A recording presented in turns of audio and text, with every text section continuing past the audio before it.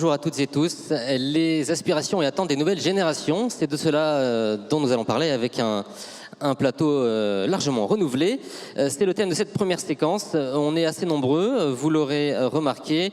Nous avons choisi, plutôt que de parler au nom des nouvelles générations, de cette génération Z, de cette génération de moins de 30 ans, on a choisi de leur donner tout simplement la parole. C'est encore ce qu'il y a de plus simple. Ils sont 4 ce matin, bientôt 5, on sera rejoints en cours de route. Toutes et tous âgés de moins de 30 ans. Vous travaillez dans des startups, des PME ou des grands groupes de la filière.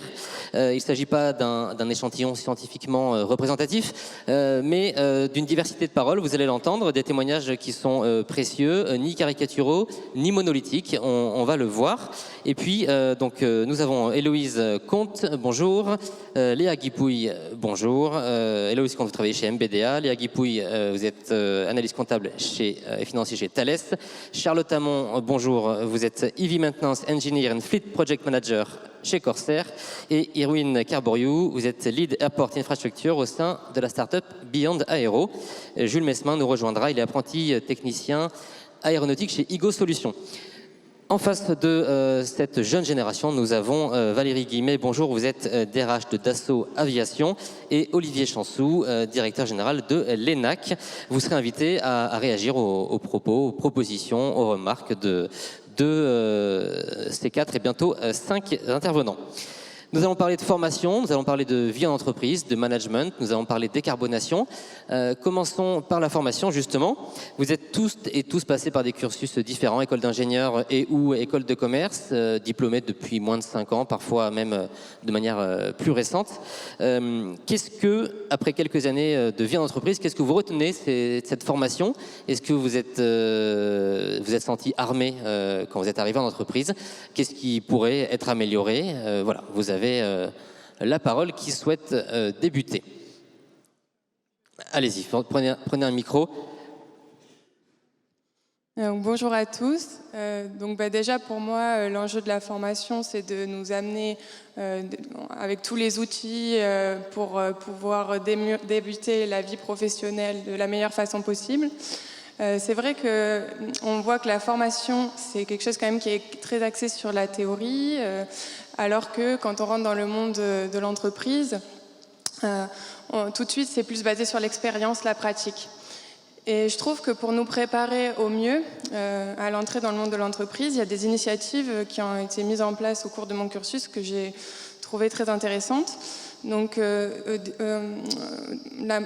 premier, je pense que les stages déjà sont très importants. Et plus que ça, je pense que les stages, c'est important de les démarrer très tôt dans la formation. Pourquoi?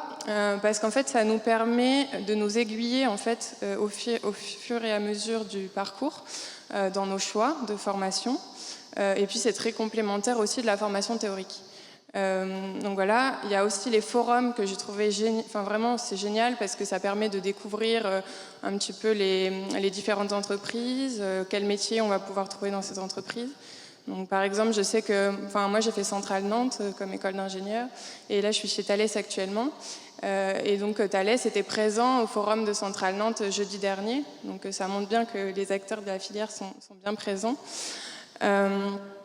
Et un dernier point aussi que j'aimerais évoquer, c'est que en fait, c'est intéressant aussi d'avoir des intervenants issus des entreprises directement dans les cours. Je sais que ça se fait de plus en plus. Et je trouve que c'est très intéressant, puis ça permet d'avoir un lien direct entre l'employé et l'entreprise, entre l'employé et les étudiants. Et en fait, ça facilite aussi la recherche de stage. Voilà. Alors, il y a beaucoup de choses dans ce que vous dites. J'ai entendu, quand on a préparé cette table ronde, on est très peu à faire en entreprise ce qu'on a appris à faire à l'école. Quand on parle de travailler en mode projet, quand on parle de ces choses-là, quelqu'un veut peut-être rebondir là-dessus, apporter un éclairage? Irwin Carboriou, allez-y. Oui, je rajouterais potentiellement les travaux de groupe, typiquement les travaux appliqués à des projets concrets. Qui nous permettent réellement d'avoir d'avoir vraiment ce début de collaboration en groupe où chacun peut apporter un peu sa pierre à l'édifice. Et également les thèses de fin d'études sur des sujets du coup que les étudiants décident et choisissent. Je pense que c'est aussi une très bonne chose, même si sur le moment, ça peut être un travail assez fastidieux et assez long. Personnellement, c'est comme ça que j'ai rencontré Loa Guillotin de chez Beyond Aero et que maintenant, donc ça fait un peu moins de 2 ans que je travaille dans cette entreprise. Donc voilà, je pense qu'il y a du bon également à prendre de ce point de vue-là. Léa Guipouille, vous avez parlé de la relation aux entreprises avec un constat. L'entreprise arrive assez tard dans le cursus, c'est ce qui est remonté. Et vous parliez des stages, il y a aussi des rencontres, des visites. Est-ce que c'est un élément qui pourrait être amélioré, Héloïse ou Comte ou Charlotte Amand? Alors, pour ma part, j'ai fait l'ESTACA, j'ai été diplômée en 2021. Et une grande force de l'ESTACA, je trouve, c'est la proximité avec les entreprises. Donc, on a des stages en entreprise dès la première année. On a 4 stages obligatoires. Et aussi, on a de nombreux professeurs qui sont intervenants et qui travaillent directement dans l'industrie de l'aéronautique dès la 2e année. Donc, tout au long de nos cursus, on se sent proche des industriels. Et à votre question, est-ce qu'on se sent armé pour travailler dans l'industrie une fois qu'on a obtenu notre diplôme? Avec ma formation d'ingénieur, je dirais oui. Tout simplement parce qu'on travaille beaucoup en projet. En plus de notre bagage technique, on apprend à travailler en équipe, à être autonome, à savoir s'organiser. Et c'est vraiment des soft skills qu'on retrouve majoritairement en entreprise. Donc pour ma part, au niveau de ma formation, je trouve qu'on a été très bien préparés. Est-ce que vous souhaitez terminer ce tour de table et puis on fera réagir Valérie Guimet et Olivier Chansou? Je rajouterai un dernier point qui me semble important, c'est que donc effectivement il y a de nombreuses initiatives par les entreprises et par les écoles pour faire un pont entre les deux, mais il y a aussi des initiatives étudiantes et des initiatives de type associative. Par exemple, j'ai la chance de présider une association qui s'appelle Orage, qui a pour objectif de rapprocher les étudiants et les jeunes actifs de l'industrie, notamment via des rencontres, des dîners, des échanges, des conférences. Il y a aussi un autre type d'initiative, c'est les concours étudiants. Notamment, j'ai envie de citer le concours User Student Awards, qui permet à des étudiants de travailler sur un sujet qui est proche de l'industrie pendant plusieurs mois et de rencontrer des professionnels. Merci à toutes les 4. On va faire réagir nos 2 intervenants. Olivier Chansou, vous êtes le premier concerné, directeur général de l'ENAC. Est-ce que ce que vous avez entendu vous surprend et comment les écoles, l'ENAC et les autres, se mettent à jour pour coller au plus près des modes de travail, par exemple des entreprises? Alors, bonjour à toutes et à tous. Alors, non, je ne suis pas surpris. C'est le contact qu'on a très régulièrement. Je crois que ce qui a été évoqué, c'est exactement ce qu'on essaye de faire. Je veux dire, toutes les écoles, alors évidemment à notre rythme, mais je le rappelle, c'est-à-dire au-delà de connaissances scientifiques, hein, l'industrie aéronautique et aérospatiale nécessite des connaissances scientifiques, c'est aussi un savoir-être, c'est des socles de compétences professionnelles. Donc, le point important, c'est l'ouverture vers l'industrie. Donc, vous l'avez dit, il y a beaucoup de moyens, les stages, les forums, faire intervenir évidemment des professionnels de plus en plus tôt. À ce titre, je salue d'ailleurs l'industrie qui se mobilise, et j'allais dire, je passe aussi le message, et il faut continuer, il faut le faire encore plus. Parce que tout le contact, vous l'avez dit, le marché est en tension. Tous ces jeunes ont des questions, des aspirations. Il faut aller les chercher, il faut aller les chercher tôt. Donc ça, c'est fondamental. Et évidemment, il faut trouver tous les moyens pour le développer. Le second, je le reprendrai, c'est les initiatives étudiantes. C'est vraiment ce qui a beaucoup évolué ces dernières années. Et là, il faut vraiment saluer l'esprit d'initiative. Je réponds à ce qui a été dit un peu en inauguration. L'immense majorité des jeunes qui arrivent dans l'ensemble des écoles d'ingénieurs, et en particulier dans l'aéronautique, sont particulièrement motivés. Ils ont décidé de prendre leur destin en main et veulent bouger des choses. Il y a des enjeux à relever, ils sont là pour ça. Et donc, dès le début, et c'est à nous, là, c'est le rôle des écoles, de leur donner le moyen, le temps, d'aller chercher eux-mêmes à travers des associations, à travers des projets, à travers, voilà, vous avez cité initiatives. Nous, avec Super Aero, par exemple, les élèves de l'ENAC, font un meeting aérien, Air Expo, 20 000 spectateurs. Et ce sont que des premières années qui font ça. Ils ont 1 an pour faire ça. Voilà. Et ils sont 110. Typiquement, c'est le genre d'initiative qu'il faut arriver à multiplier, parce que c'est aussi dans le concret qu'on arrive à toucher ce genre de choses. Et mon dernier message, enfin j'allais dire, c'est sur cette interaction, cette ouverture. J'insisterai aussi, notamment dans la dimension internationale, qu'il faut arriver à pousser. L'aviation, ça a été dit aussi, c'est l'Internet physique, je reprends les termes, ça permet de relier ça nécessite, c'est une des rares industries avec des référentiels mondiaux. Donc arriver à donner cette ouverture-là, c'est fondamental, ça donne une émulation, ça donne des échanges, ça illustre sur le concret. Donc c'est vraiment les 3 axes pour ouvrir ce que doit être une école, c'est-à-dire un lieu de transmission et un lieu d'ouverture vers la société, vers l'industrie. Merci Olivier Chansou. Valérie Guimet, une réaction là-dessus sur les outils mobilisés par les jeunes salariés quand ils arrivent Oui, alors il y a 3 sujets qui me semblent importants à ce que vous avez abordé. C'est le temps de l'école. Comme l'a dit Olivier Chansou, c'est vraiment le bagage technique que vous avez parlé, vraiment le niveau scientifique de très haut niveau dans ces écoles, mais aussi le savoir-être. Tu l'as cité et c'est fondamental, on le sait, dans le monde de l'entreprise. Donc tout ce socle est fondamental pour donner des capacités à vous adapter ensuite en entreprise. Le lien entreprise, étudiant est majeur, et école. D'ailleurs, vous savez que dans les sociétés, nous avons des ambassadeurs. Chez l'association, on a des ambassadeurs par école qui viennent dispenser des cours, qui viennent faire des projets avec les étudiants. Donc ça permet, souvent c'est les anciens élèves des écoles, qui viennent et qui finalement, ça permet cet échange et cette continuité. Il y a des échanges aussi avec les écoles sur nos besoins. Des projets, les associations, on fait un Dassault Aviation UAV Challenge avec des ingénieurs de Dassault, mais aussi avec bien sûr avec les étudiants des écoles d'ingénieurs, avec les universitaires pour travailler sur des projets concrets de conception d'un drone. Donc tout ça, c'est effectivement, ça permet de dynamiser cette relation. Et après, il y a la vie dans l'entreprise. Alors, une fois que vous arrivez dans l'entreprise, vous avez cette capacité à vous adapter et puis vous avez tout à apprendre. Mais l'entreprise est là. Vous avez finalement, parce que vous arrivez avec de nouvelles activités, de nouveaux projets, et l'entreprise est là pour vous accompagner. Et donc, il y a forcément tous nouveaux embauchés. Chez Dassault Aviation, vous avez, et pas que chez nous, dans les entreprises de la filière, vous avez sous forme de parrainage, sous forme de tutorat, quelqu'un qui vous accompagne, un collègue, un manager qui va vous accompagner dans votre arrivée, et c'est fondamental pour l'intégration. Vous savez, nos opérateurs d'atelier, on les appelle chez Dassault des compagnons. Donc c'est vraiment la notion de compagnonnage. Quand on a un jeune embauché, un nouvel embauché dans l'atelier, il est accompagné par un parrain, par un tuteur qui va lui montrer les bonnes pratiques à faire sur l'avion. Donc ça, c'est hyper important. Donc il y a vraiment ces 3 phases et on est là, l'entreprise, pour Merci Valérie Guimet. Vous avez dit l'entreprise accompagne les nouveaux salariés. On va justement vous poser la question sur la vie en entreprise, les moins de 30 ans. Vous êtes réputé différent dans vos attentes vis-à-vis de l'entreprise, avec un management renouvelé, différemment, des incompréhensions parfois. Peut-être pour commencer, qu'est-ce qui vous a motivé, Erwin Carborio, à rejoindre une start-up et vous à rejoindre au contraire un grand groupe de l'aéro? Merci. Bon, déjà, pour la petite anecdote, nous, les compagnons, on les appelle les buddies chez Beyond Aero. Donc, c'est vraiment une personne qui accompagne un nouvel entrant au mieux pour faire un onboarding comme il se doit.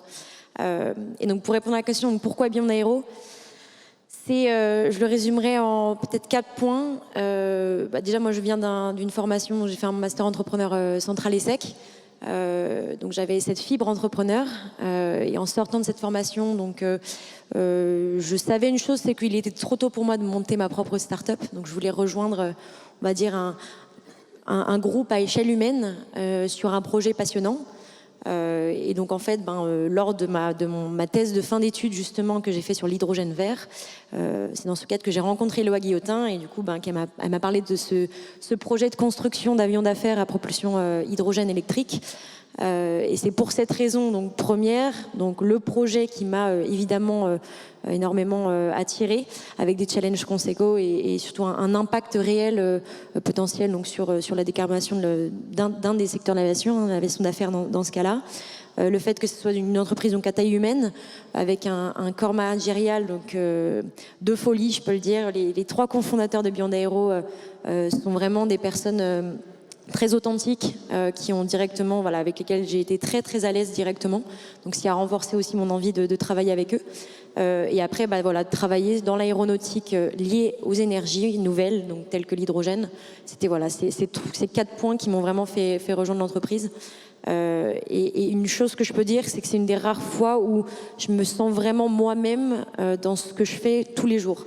Il y a une aisance en termes de relations, une authenticité, je pense, qui est très marquée au sein de Beyond. Et donc voilà, je suis ravie de faire partie de cette aventure depuis maintenant 2 ans. On entend vos arguments. En ce qui vous concerne, donc c'est des grands noms de l'aéro. Qu'est-ce qui vous a motivé pour rejoindre ces entreprises-là ? Du coup, moi, pour ma part, j'ai rejoint Thales, donc un grand groupe. Et donc, pourquoi j'ai décidé de rejoindre un grand groupe ? C'est en particulier pour la diversité des métiers que peut proposer une telle structure, et également les diverses possibilités de mobilité. Donc, je peux en témoigner de mon expérience, puisque j'ai rejoint Thales il y a 2 ans en tant qu'analyste comptable et financier. Et là, j'ai fait une demande de mobilité vers la gestion de projet, parce que j'avais envie de découvrir ce secteur. Et donc, du coup, la demande de mobilité a été acceptée. Donc, ça montre bien que Thales encourage évidemment la mobilité, et en particulier aussi chez les jeunes. Donc, ça, pour moi, c'est un gros point fort. Et la diversité des métiers, c'est également quelque chose qui m'a attirée chez Thales. Et j'ai pu participer en fait à une initiative que je trouve très intéressante, qui est l'initiative Vie ma vie. Donc j'ai suivi une personne, une collègue qui est de la direction technique, donc alors que j'étais en finance, donc c'est quand même des métiers qui sont très différents. J'ai suivi dans son métier au quotidien pendant 2 jours, et j'ai trouvé cela extrêmement enrichissant. Ça m'a permis de découvrir un métier qui était différent du mien. Ça m'a permis de m'inspirer de bonnes pratiques de mes collègues, et aussi quelque part d'élargir mon réseau. Donc voilà, je vais passer la parole. Ouais, si vous voulez continuer, et puis je vous soumets une autre question sur la question du management des attentes. On parle beaucoup de votre perception différente du monde de l'entreprise, de l'équilibre entre vie professionnelle, vie personnelle. Comment vous percevez ça dans vos entreprises respectives ? Est-ce que ça répond à vos attentes à vous, et puis à celles de vos collègues de la même génération ? Alors, de mon côté, donc je travaille pour la compagnie aérienne Corsair depuis maintenant 2 ans. Au niveau du management, tout répond à mes attentes jusqu'ici. D'une part parce qu'on est très autonome. On a la chance d'avoir un management qui nous fait particulièrement confiance dans la gestion des projets, dans la prise d'initiative. On est une compagnie aérienne à taille humaine. Donc on a la chance de pouvoir présenter nos projets à notre top management, ce qui est très gratifiant en tant que jeune ingénieur. Donc à ce niveau-là, oui, au niveau du management chez Corsair, on se sent très à l'aise et en confiance. Sur la même question, sur cette question d'évolution, de management et d'équilibre vie pro, vie perso. J'ai aussi une expérience très positive chez MBDA. Je vais justement avoir une mobilité très bientôt. Et ça a été quelque chose qui a été travaillé avec mon responsable. Donc quelque chose que j'ai beaucoup apprécié. Du côté du management, je vais prendre un peu de recul, et j'ai l'impression qu'il y a un peu un choc des générations. J'ai l'impression qu'il y a un management assez ancien, avec une hiérarchie très importante, un chef qui donne des ordres. Et moi, j'ai la chance d'avoir plutôt un management plus jeune, j'ai l'impression, avec un manager qui est à l'écoute et qui donne des retours. Et ça, c'est quelque chose de très important pour moi, qui me permet de m'épanouir davantage au travail. Alors justement, ça vient sur cette notion de quête de sens. C'est une étiquette qui vous est souvent collée aux nouvelles générations. Qu'est-ce qu'il y a derrière cette notion de quête de sens, savoir ce qu'on fait, pourquoi on le fait, et puis cette notion de besoin de reconnaissance aussi qui revient souvent. Qu'est-ce que vous mettez derrière ces deux items ? Du coup, pour ma part, j'ai choisi d'intégrer le milieu de la défense. C'est pas par hasard. C'est d'une part parce que c'est un domaine qui est proche des enjeux stratégiques et géopolitiques majeurs. C'est aussi, là c'est le côté ingénieur qui va parler, on fait des produits, c'est extraordinaire. Je veux dire, du coup je suis ingénieur en électronique, on fait des cartes qui sont contraintes à des températures très élevées, des variations de température très, très rapides. Des chocs mécaniques, des chocs foudre. Pour un ingénieur, c'est incroyable. C'est des challenges tous les jours. C'est le défi technique là qui est au niveau. Exactement, c'est la passion. Et Sinon, il y a aussi l'aspect, la défense, c'est une des seules industries qui conçoit et qui produit en France. Et donc, c'est des emplois créés en France. Je pense qu'il n'y a pas beaucoup de secteurs qui peuvent dire ça. Et enfin, je dirais, c'est aussi la défense de la France et de l'Union européenne qui prend un sens particulier aujourd'hui. Merci. Pour vous, qu'est-ce que vous mettez derrière cette notion de sens, de quête de sens? Cette notion de quête de sens, moi, ça fait vraiment partie du fait où je souhaitais, en tout cas à la sortie de mes études, être dans un environnement sain, dans lequel, où, quand je me levais le matin, j'étais contente de me lever le matin, d'aborder de nouveaux challenges, même si tous les jours, il y a des difficultés, des choses à relever, etc. Mais c'est vraiment moi ça qui me motive à essayer de trouver du sens justement dans pas mal d'aspects différents de l'entreprise.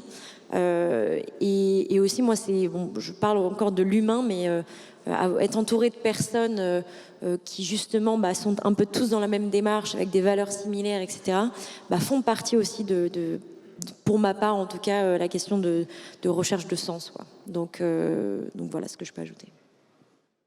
Allez-y.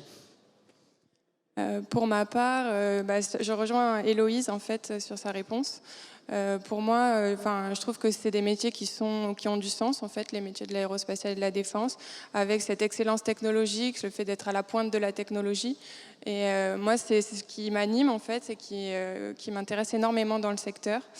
Après, du sens aussi au travail au quotidien, avec, je pense qu'il est important aussi, c'est d'avoir un management bienveillant, je suis tout à fait d'accord. Moi,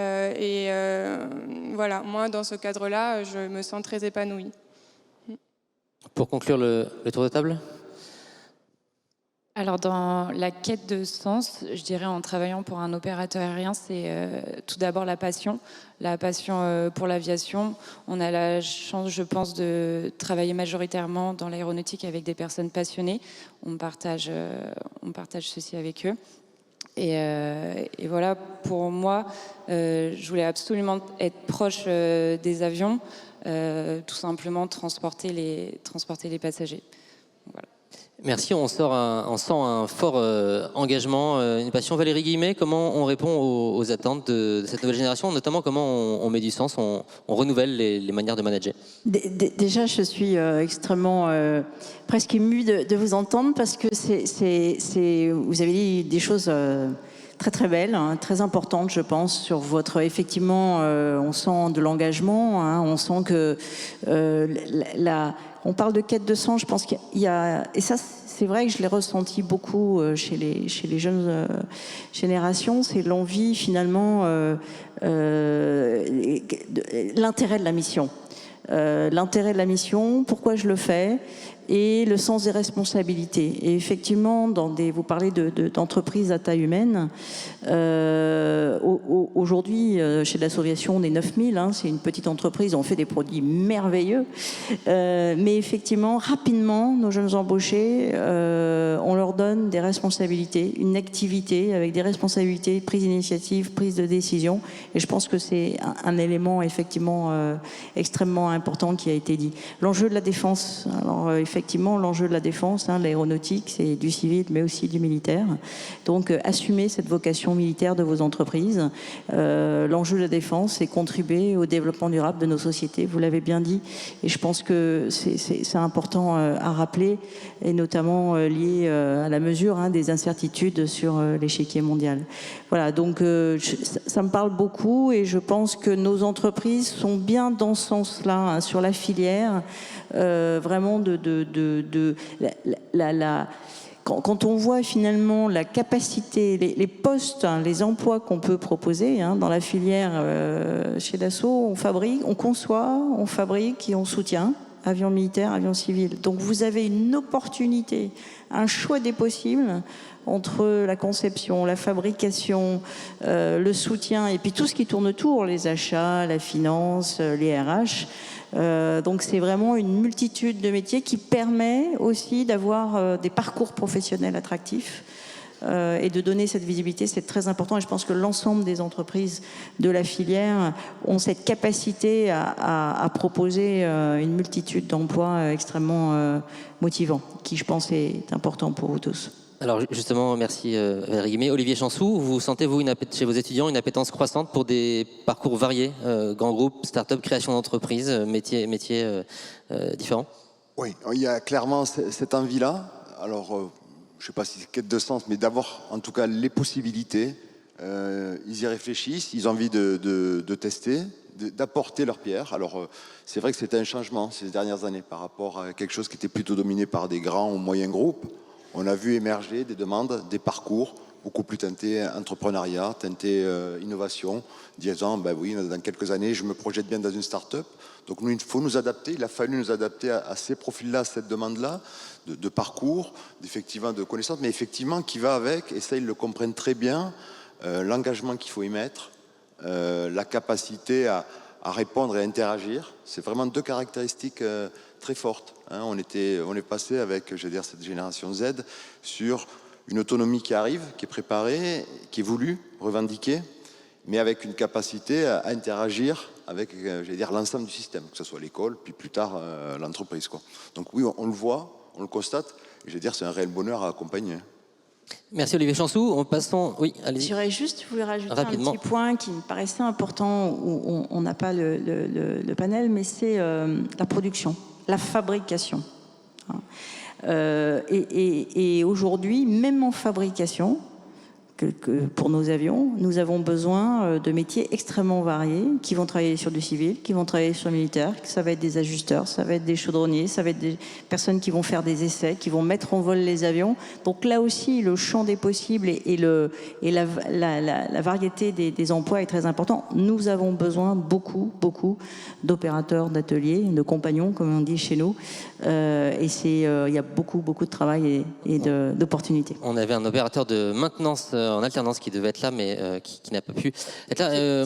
On va parler de décarbonation. S'il y a un moteur de la décarbonation dans la filière, il semble que ce soit bien les nouvelles générations. Je vous pose la question à toutes les quatre. À quel point c'est un moteur pour vous et à quel point le fonctionnement de vos entreprises répond à cette attente au quotidien, tout simplement? Qui veut se lancer?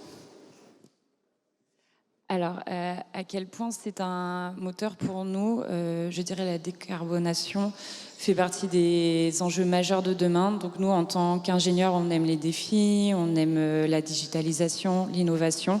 Donc forcément, ce sont des projets qui nous boostent, auxquels on a envie de participer. Au sujet de notre entreprise, comment elle y répond? Nous, en tant qu'opérateurs aériens, forcément, on est sur le devant de la scène sur ce sujet-là. On met en place des actions concrètes. Par exemple, on a créé un programme de fuel efficiency.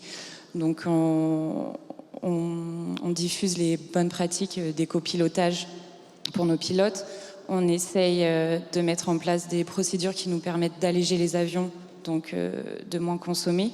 Aussi de mieux préparer les vols pour optimiser au maximum les routes et aussi pour le coup la maintenance, voilà, améliorer notre maintenance pour avoir des avions plus efficients. Même question à vous également. J'ajouterais sur la formation que vous avez reçue en école d'ingénieur. Est-ce que vous avez été formé à ces enjeux de décarbonation? Je rejoins Charlotte. C'est vrai que le sujet de la décarbonation, c'est quelque chose déjà qui est très important pour notre jeune génération. J'aimerais citer une petite anecdote aéronautique. Henri Fabre, qui est l'inventeur de l'hydravion, il a fait ce premier vol en hydravion en 1910 et à la fin de sa vie, il a eu l'opportunité de voler à bord du Concorde.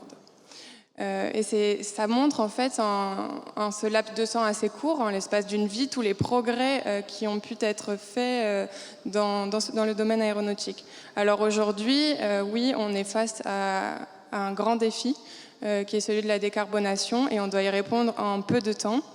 Et je trouve que regarder toutes les évolutions qui ont pu être faites dans le passé, c'est encourageant. Et moi, personnellement, je pense que la technologie peut être une partie de la réponse à ces défis de décarbonation.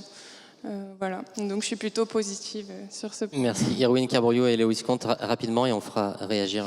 Oui, je pense vraiment qu'il faut justement avoir le bon équilibre entre innovation d'un côté et sobriété de l'autre. Il ne faut pas être dans l'un ou dans l'autre, c'est vraiment un mix. Et voilà, on est convaincus, nous, que l'aviation sera électrique, et donc pour y arriver, on développe des projets innovants avec voilà, des nouvelles architectures d'avions construites autour de l'hydrogène et qui amènent à plein d'autres challenges techniques à relever. Moi, je dirais, mon côté de la décarbonation, le pourquoi c'est important, c'est vraiment dans la quête de sens, justement, je pense que c'est vraiment, ça rejoint ce point-là. Dans l'idée de, voilà, on entend de plus en plus des personnes qui doutent parfois de vouloir un enfant ou pas, parce qu'ils évoquent le fait de dans quel monde il va être amené à vivre, etc. Je pense que non, je pense qu'il faut au contraire prendre les devants et se dire que c'est peut-être nos enfants qui poursuivront le travail qu'on fait dès maintenant pour améliorer la situation et trouver des solutions concrètes aux enjeux climatiques. Et pour la partie décarbonation chez Beyond, on a décidé de créer justement dès maintenant un pôle CSR, donc RSE, qui touche à la fois des sujets très internes et de plus en plus qui va être amené à toucher des sujets externes avec des enjeux typiquement par rapport aux investisseurs de ESG, etc. Enfin, c'est pas mal de critères qui deviennent de plus en plus importants. Tout en cohérence. Okay. Merci Irwin Carborio.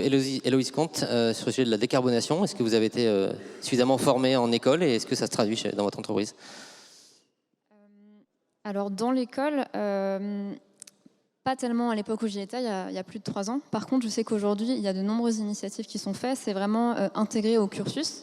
Et c'est pas dans un cours qui est dédié, où justement on aurait le risque de séparer les personnes qui s'intéressent au sujet et les personnes qui ne s'y intéressent pas. C'est intégré à tous les cours, le plus possible. Donc ça, je pense que c'est très bien et c'est la bonne façon de faire.